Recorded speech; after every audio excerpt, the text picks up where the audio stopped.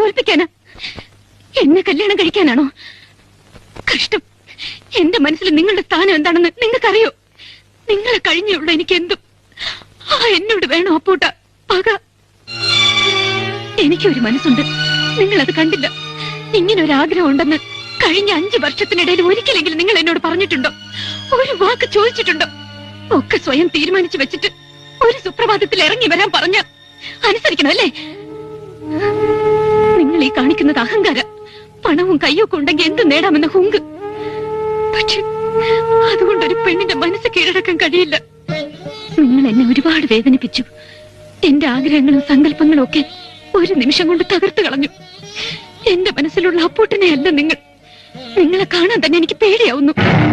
എന്ത് പറഞ്ഞാലും അനുസരിക്കാൻ ബാധ്യതയുള്ളവളാ ഞാൻ. എന്താ വേണ്ടത്?